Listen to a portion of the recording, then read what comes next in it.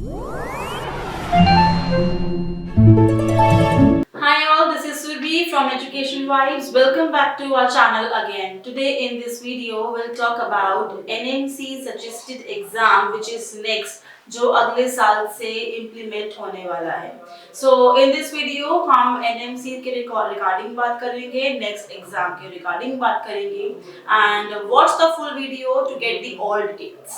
Number 1, next exam क्या है, NMC ने इसको क्यों इम्प्लीमेंट किया है, MBBS या फिर मेडिकल स्टूडेंट्स को ये एग्जाम क्यों देना है. So next exam is your postgraduate entrance exam which is going to solve the multi-purpose questions for the Indian medical students specially.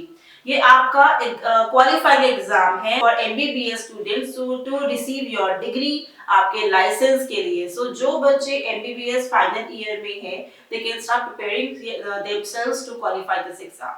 Next exam which is National Exit Test Exam. It is being taken जो body या फिर जो commission इसको लेगा that is NMC and जिस जगह लेगा that is not been decided yet but कोई भी कमीशन एप्रोप्रिएट बॉडी या फिर authority institution approved by a government can take this exam. For example AIIMS अभी हाल ही में माना जा रहा है कि आपका पहला एग्जाम एम्स में होगा और एम्स के अथॉरिटी के अकॉर्डिंग ही होगा. अब हम बात करेंगे कि इस एग्जाम को कौन कौन फुलफिल कर सकता है या एलिजिबिलिटी क्राइटेरिया क्या है और किन बच्चों के लिए ये नेक्स्ट एग्जाम रखा गया है. सो नंबर 1, ग्रेजुएट स्टूडेंट्स जो MBBS कर रहे हैं ये एग्जाम उनके लिए है. चाहे आप किसी भी प्राइवेट कॉलेज से हो या फिर गवर्नमेंट कॉलेज से हो, इट्स वेरी इंपॉर्टेंट कि आप NNCT की गाइडलाइंस के ही अकॉर्डिंग आप अपना ये एग्जाम देंगे. जब तक आप ये एग्जाम नहीं देंगे या फिर आप इसे क्वालिफाई नहीं करेंगे आप आगे अपने लाइसेंस को अपनी डिग्री को आगे नहीं पहुंच पाएंगे.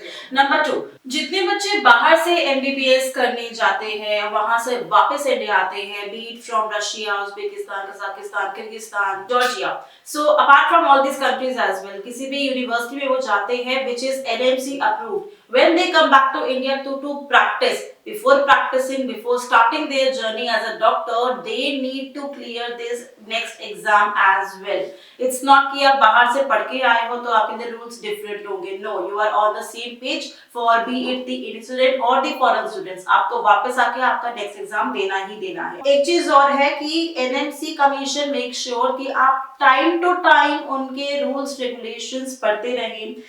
नोटिफिकेशन चाहे वो कितने भी एप्लीकेबल हो आप उन्हें कैसे यूटिलाइज कर सकते हैं. कहीं ऐसा ना हो कि आपसे कोई एक पॉइंट छूटे और आप उस पॉइंट को मिस कर दो और आपका नुकसान हो. अब हम बात करेंगे broad outline and general features of this next exam. So will talk step by step. So next step 1, it talks about that it is a theory examination. इसमें आपको कोई प्रैक्टिकल वगैरह नहीं होता है. It's just a theory examination जिसमें आपको MCQs multi-purpose questions दिए जाते हैं for all the subjects which you have studied in MBBS या फिर थर्ड ईयर का MBBS से शुरू होता है या फिर ये दोनों ही पार्ट आपके मर्ज होके क्वेश्चंस बनते हैं. It is a computer based online mode. It is not something कि आपको जाके पेपर पेन से एग्जाम देना है and then QR code fill करना है. नो, इट इज समथिंग जो आपको कंप्यूटर बेस्ड क्वेश्चंस को फिल करके आगे देना है. यहाँ पर एक चीज और है कि 6 पेपर्स जो आपके एग्जाम्स होंगे they are based on the 6 subjects.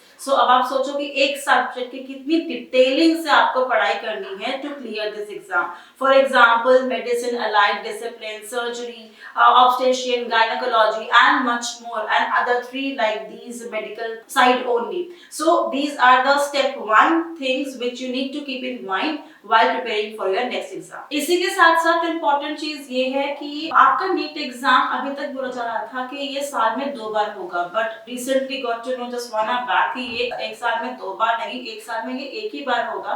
Keeping a lot of parameters in mind. Apart from that this exam can be attempted n number of times. Absolutely आप इस एग्जाम को जितने मर्जी बार अटेम्प्ट में यूज कर सकते हैं.